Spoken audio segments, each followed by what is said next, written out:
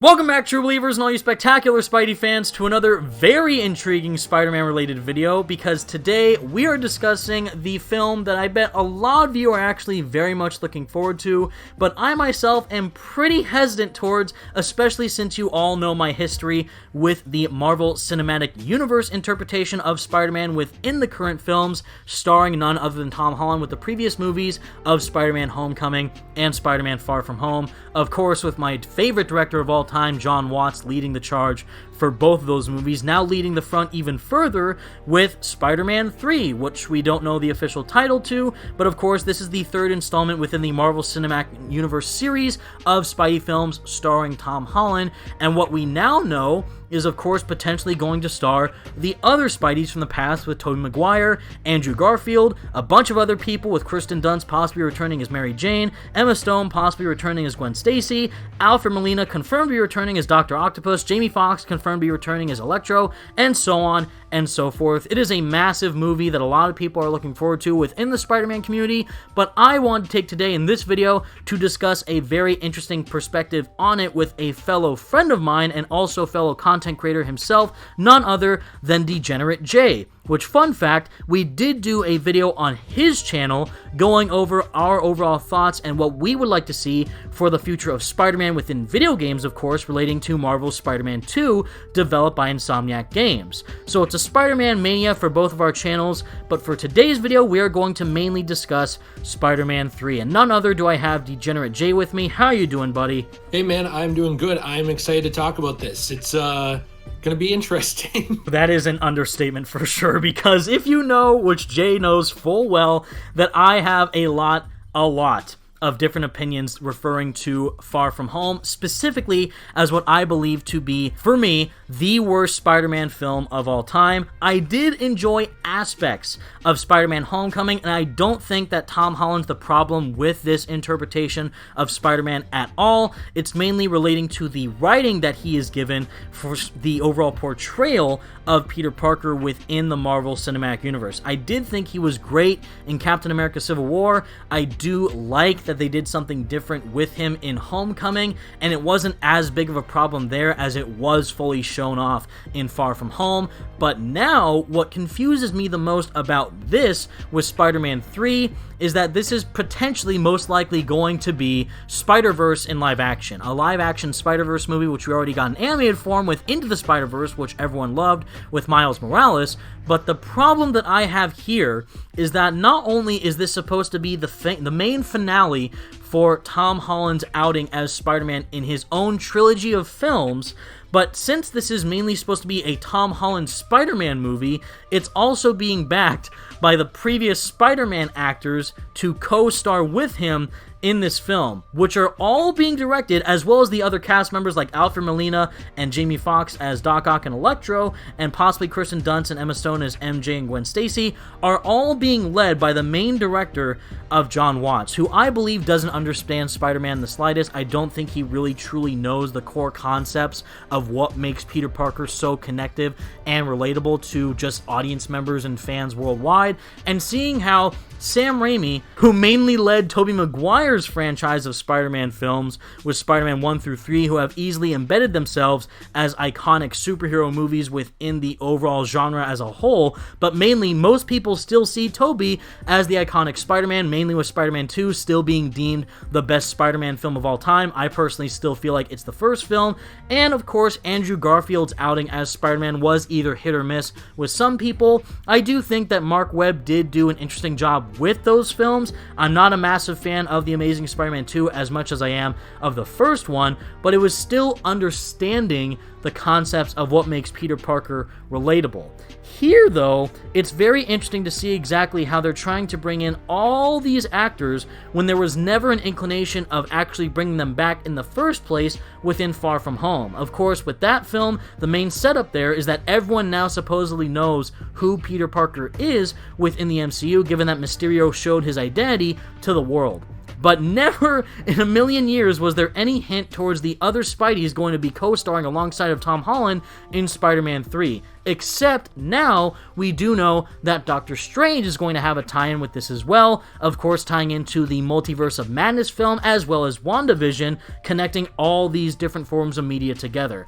It's very strange. I feel like a lot is happening all at once, and I don't know if that will be a benefit or a hindrance to the overall final product that the movie will turn into. Yeah, it is, it's something. Here's the thing with this, I always like to actually offer my standpoint on a couple things you mentioned too, just so people know where I'm coming from. I think The Amazing Spider-Man 2 is my least favorite Spider-Man movie of all time, and frankly, one of my least favorite superhero movies of all time. I hate that movie. I'm not trying to, take a dump on anyone who likes it. You're definitely free to like it. Just like, Evan, you would never be like, if you're, take pot shots at people who just like MCU Spider-Man. It's not really that. Exactly. It's more just like, that's not for me. That's not my thing. The thing with MCU Spider-Man, to me so far, is I like the father-son-ish relationship between Tony Stark and Peter Parker, but it's time to move on, no matter where you stand on that. If it's, I loved it to death, I love that direction, okay, well, we're now on the third movie. This is supposedly Spider-Man movies about Spider-Man, and the first one is, I would say it's a Spider-Man movie, but a lot of it's focused on Iron Man as well, and that, there. And then the second one, a lot of it's focused on his death too, with Peter. And I'm fine with that. But we're now on a third movie where I think he needs to be able to stand on his own. And that's kind of what we were expecting to see most likely. Like when the credits rolled on Far From Home, I think a lot of us were like, okay, no matter what we think about that direction for Peter, he's going to stand on his own now. But then we found out Doctor Strange was going to be included, and we were like, oh, okay, look, that could be fine, but is he just replacing Tony as another father figure type thing? Is that what we're doing here? How many times can we do that? That was already a concern. But now it's, but also Tobey Maguire's Spider-Man's likely going to be in it, who's very much older, and, he would definitely be more of a established Spider-Man than Tom Holland's would be.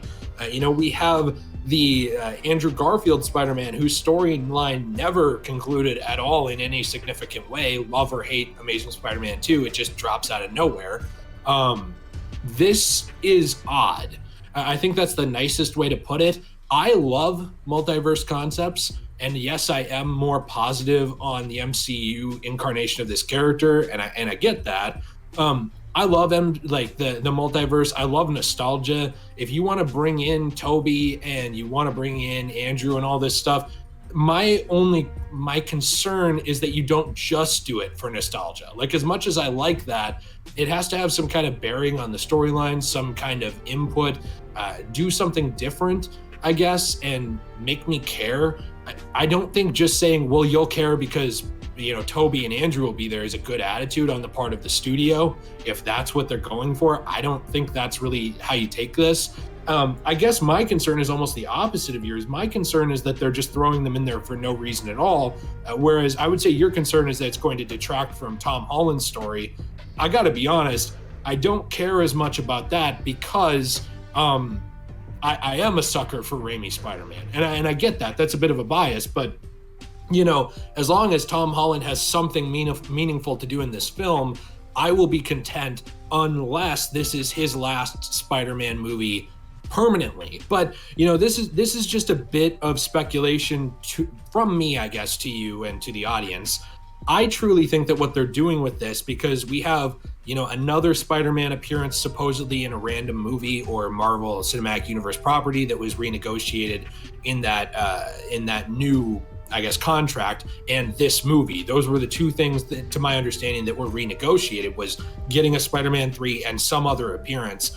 I wouldn't be surprised if this is used to sort of springboard pushing, Peter back into the Sony universe on its own. Now, the problem I have with that is I don't really know if Sony can handle that. Just my personal take, because I don't think they've been able to handle that well since Sam Raimi's Spider-Man 2.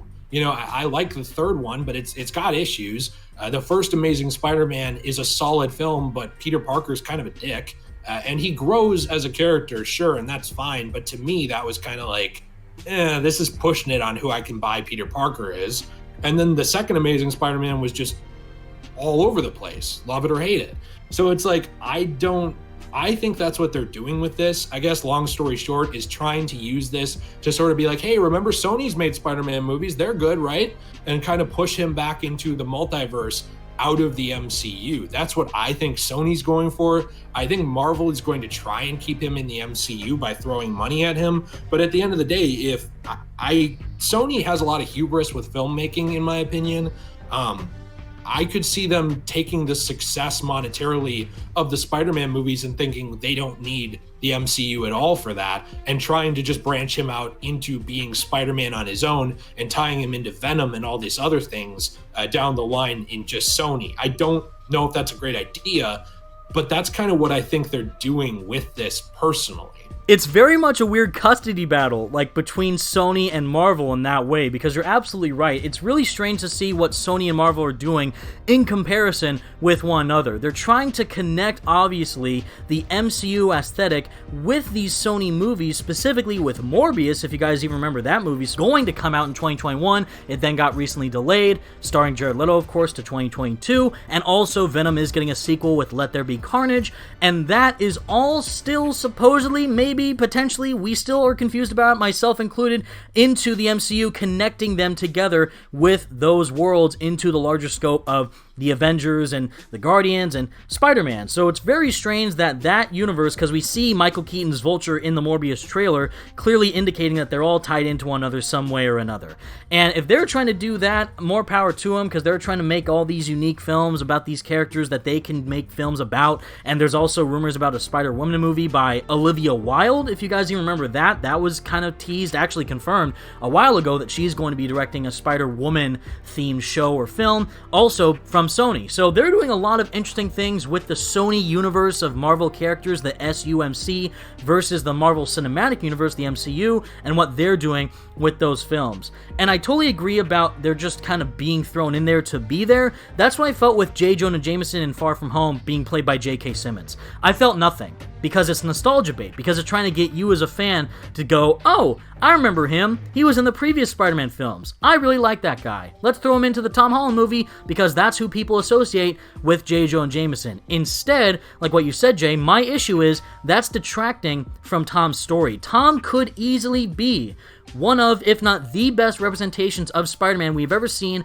on screen. And if you think that, more power to you. That is fantastic. If he is your favorite Spider-Man, that is wonderful. Just like if Tobey is your favorite, Andrew's your favorite, it all relates to your own personal taste of the character and what you relate to the most. That's wonderful. For me, I do have a lot of issues with overall Tom's portrayal of the character because of the writing. And now, if we are including Tobey and Andrew back, the first reaction that people are going to have when they see them on screen together is like, wow, I can't believe they're on Tom's movie in Spider-Man 3 together helping Tom build his story. No. The main reaction that people are going to have the immediate moment that they see Tobey or Andrew on screen is, oh my god, Tobey is back as Spider-Man. Oh my god, Andrew is back as Spider-Man. Can we have Spider-Man 4? Can we have The Amazing Spider-Man 3? Can we have any Tobey or Andrew spin-offs together of their own standalone films? That is the main problem that is going to occur the second that they even show a teaser trailer or a poster with all of them together combined. People are going to flip out because great, in one way, awesome. Just like what we saw in Spider-Man Shattered Dimensions, or even the 90s cartoon with all the Spider people together, and obviously most recently Into the Spider-Verse. Spider-Verse/multiverse stories are really cool to see different iterations of Peter Parker on screen all at the same time. That's kind of one of the main purposes of Miles Morales, is showing the fact that anyone can be Spider-Man, and Miles is a clear indication of that. But for Peter Parker, specifically with how iconic and memorable and lovable his character is, and so many different interpretations of his character on screen prior, if they're all on the same movie at the exact same time, facing off, we don't even know what the main threat of the film is, whether that be something as massive as a multi-dimensional threat or something as small as like Kraven the Hunter. And what we do know is Doc Ock and Electro coming in. We still don't know what the hell the premise of this movie is. If they just kind of throw everything together all at once, it's going to be a mess.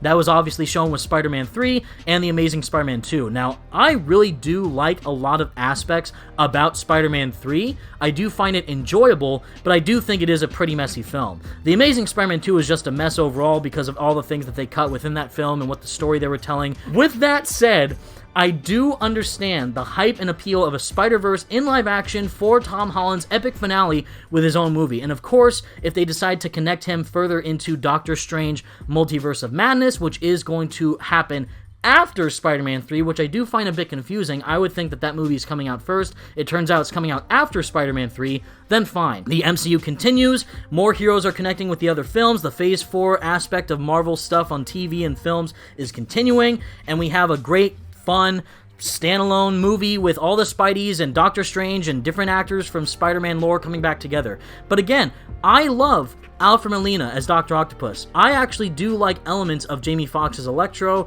I love Tobey. He's my favorite live screen version of Peter Parker, live action version, on-screen iteration of Peter Parker. I do really like elements of Andrew Garfield, but this isn't their movie. This isn't their franchise. This is Tom Holland's film.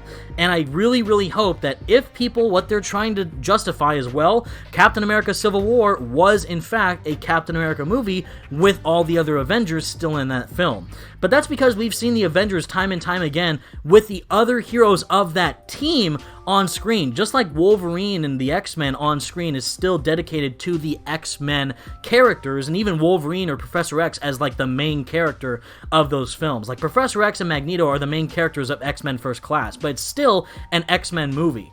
Again, if Tobey and Andrew return on screen as Spider-Men together, teaming up with Tom, all the attention from Tom is going to be thrown out the window. I'm telling you that right now. Whether you disagree or agree, that's just how I personally view it, and I really hope that it could be for the benefit of the overall outcome of the film. But if they mesh in all these different Spideys who we haven't seen on screen in almost a full decade, it's been over a decade for Tobey and his run, but for Andrew it's almost been a full decade, it's going to be chaos. And I really do hope that they can be served for the benefit of Tom Holland's story and his universe.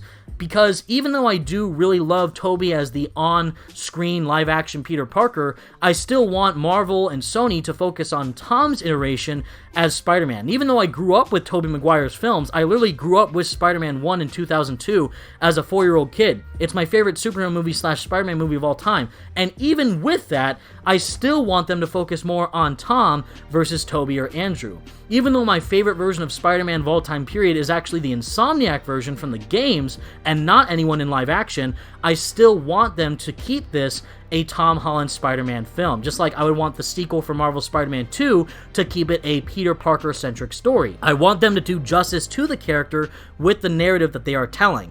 And if they shove all this all at once with the multiverse, Doctor Strange, possibly the inclusion of Daredevil as well, and the other Spideys and other side characters and villains, I think it's a bit too much too fast. And if that turns out for the best, fantastic. But based on what we've seen previously with Spider-Man 3 and The Amazing Spider-Man 2, and for me personally, Far From Home, I don't have a lot of confidence into where this movie could be going, as of right now. Maybe the trailer will change my mind, but for right now, I am very, very cautious as to what the final product will turn into. Yeah, and you know, the thing too with this going forward that I do have a bit of an issue with as well, it actually is what you said, and I agree with it, is that people will be most excited to see Tobey or Andrew back. I mean, I'm one of those people. Like, if you gave Tobey a central role in this film, I'm probably more interested in that, to be completely honest, just because it's what I grew up with. However, the other thing with this too is that there were a lot of rumors when they were doing all these casting rumors, and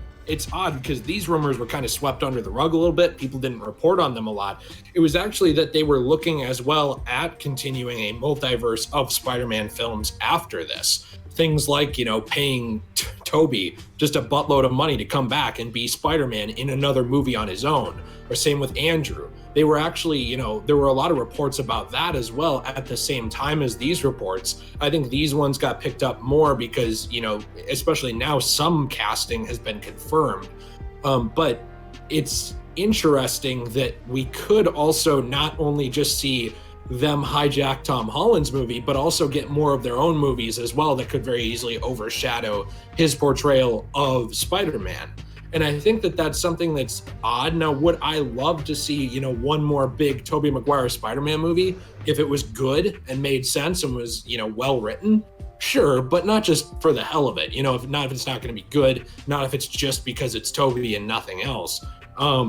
That's kind of an issue I have with this going forward. Is this the Age of Ultron Infinity Stones scene essentially, where it's like just a trailer in another movie for a future movie? Is that what this is going to be? Or is this written well? Is it organically incorporated? Do these characters matter? Do they show up for more than 5 minutes while also allotting for a storyline, you know, centered around Tom Holland? You now have to do justice by 3 different Spider-Men plus a handful of villains from previous incarnations and do them all well, because that's what people are going to expect. And I don't think that just creating a movie as a trailer for another movie is really the way to do that. And that's the one concern I have with this is this all just being done to set up future projects and nothing else? That's kind of the Iron Man 2 syndrome of the MCU.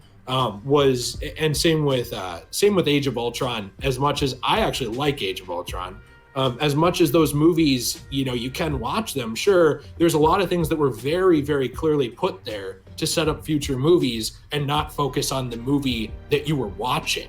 And that can certainly be distracting as well. And in hindsight, it can kind of relegate that movie to be less important and less interesting to viewers over time after the novelty wears off of the first time viewing of, oh my gosh, Andrew, oh my gosh, you know, they've got Toby, or oh my gosh, the Infinity Stones, that's going to tie into Thanos, you know, that kind of thing.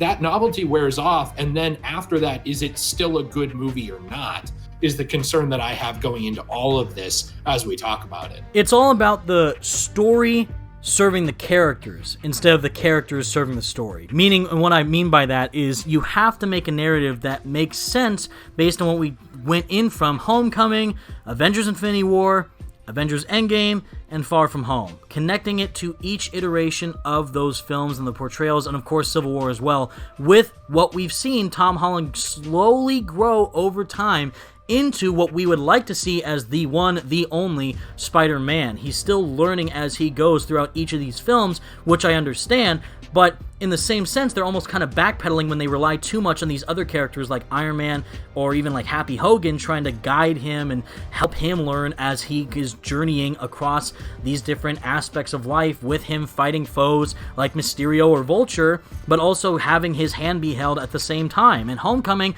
tried to make that the message that he doesn't need to have his hand held. He can do things on his own, but still keep it at a ground level. And then again, I believe Far From Home backpedal about that a really, really massive amount in a really, really strange way. And now, if the whole element of this is Doctor Strange coming in, messing around with time and space, bringing in the other Spideys just to be there to help him out and become Spider-Man even better, or just have it be there for a fun popcorn flick, like just turn your brain off and see the 3 Spideys on screen beat up, you know, Aunt May or something, who knows. But if they do that, it'll be very interesting to see exactly how they go about these characters. And again, my issue, which I think a lot of people don't really seem to be understanding, is that, great, Tobey Maguire is back as Spider-Man. Andrew Garfield is back as Spider-Man. But are they really? And what I mean by that is the director.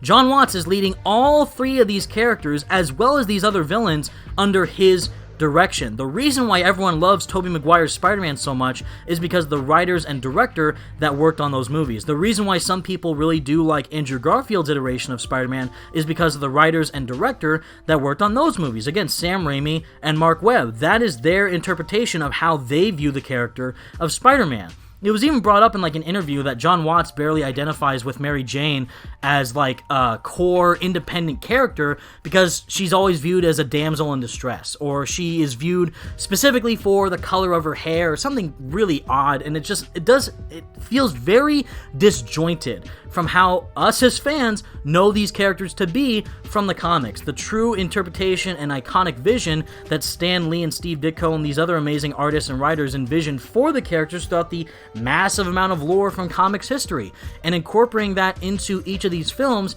have built very solid interpretations of each character in different and unique ways, just like Spider-Man PS4 has from the game side of things from their story, written by John Paquette and Ben Arfman and people from Insomniac, is because of their inclusion, is because of their roles as writers and directors, as visionaries bringing these heroes to life. So if one man is in charge of all these different versions of the character that were made by several different people, it's again like a camel is a horse made by a committee, and that is what this is going to be. I feel like this whole movie is just pandering to fan service and nostalgia bait. For what I'm hearing right now, That is what it seems like to me. And I need to see a trailer first to believe any of the rumors and news reports that we have given so far. With Tobey coming back, Andrew coming back, Alfred Molina confirmed, Jamie Foxx confirmed. They're confirmed, but we haven't seen anything from them or posts from them or Marvel or anything about it, just that it's connected somehow to Doctor Strange, Multiverse of Madness, and that's about it. I need to see a trailer to fully believe it for myself. And when that happens, I really do hope I embrace it with open arms, and I just hope that John Watts can get his act together and deliver a truly great Spider-Man experience that a lot of fans will be satisfied with. Because I'm telling you right now, again, if they mess up any aspect of Tobey Maguire or Andrew Garfield's interpretations in Spider-Man 3, under the direction of John Watts, people are going to go ballistic. More so than when they changed Peter Parker's face from Marvel's Spider-Man PS4 to Spider-Man Remastered. Because at least the character is the same, he just looks different. That was already a massive uproar when that occurred. But if somehow Tobey Maguire acts out of line, or Andrew Garfield says something that his version of Peter Parker wouldn't say, given the script and overall setting that John Watts and the writers for Spider-Man 3 are making for this film, it's going to be a madhouse. And I'm very, very concerned to see how that'll turn out. But again, I'm keeping my fingers crossed for the best possible outcome. But seeing how I wasn't that massive of a fan of Far From Home, I'm not too confident what the final product will be right now. You know, the final thing I'm getting out of this really is that we want to see a more grounded interpretation. We want to see Tobey Maguire's Spider-Man get busted at an underground poker tournament with Ben Affleck where he tells a girl to bark like a dog. And I think we also want to see Andrew Garfield's Spider-Man show up late to a big Sony meeting, and then he's fired from being Spider-Man. And that's kind of where we pick up with these characters. Yes, it's what the fans need. Yeah, I don't know. Overall, it's like, it's all complicated. It's convoluted right now. I think at the end of the day, despite where you and I actually differ on opinions and where maybe some of us will differ in the community who loves Spider-Man, we all just want to see a really good movie.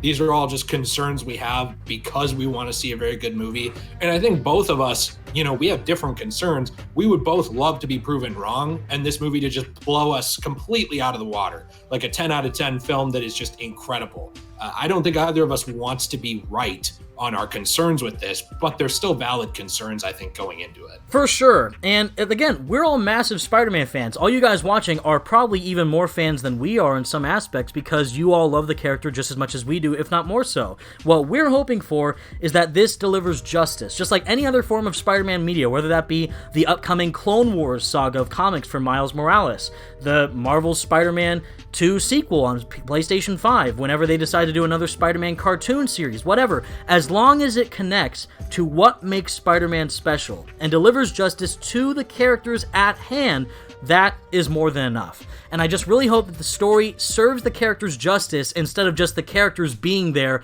just to be there for the sake of fan pandering and nostalgia bait and, oh, wouldn't it be cool if there was a live-action Spider-Verse movie with all the Spideys? Because right now it sounds like a massive fanfic come to life. But until we actually see it in motion for ourselves, in a trailer or the full movie once it's released sometime this year, we will wait and see. But with all that said, everyone, that is Jay and I's overall thoughts for Spider-Man 3 within the Marvel Cinematic Universe. We hope it's good. There is some things to be excited about, seeing all these Spideys in live action, but there's also some things to be concerned about as to how exactly the story will shape up for the film. Let us know all your thoughts in the comment section down below, everyone. Please go subscribe to Degenerate Jay on his social platforms, YouTube, Discord, Twitter. He's great. His also Let's Play channel is fantastic. He's almost done playing Miles Morales PS5, which is fantastic. Definitely go check it out because it's definitely worth a watch.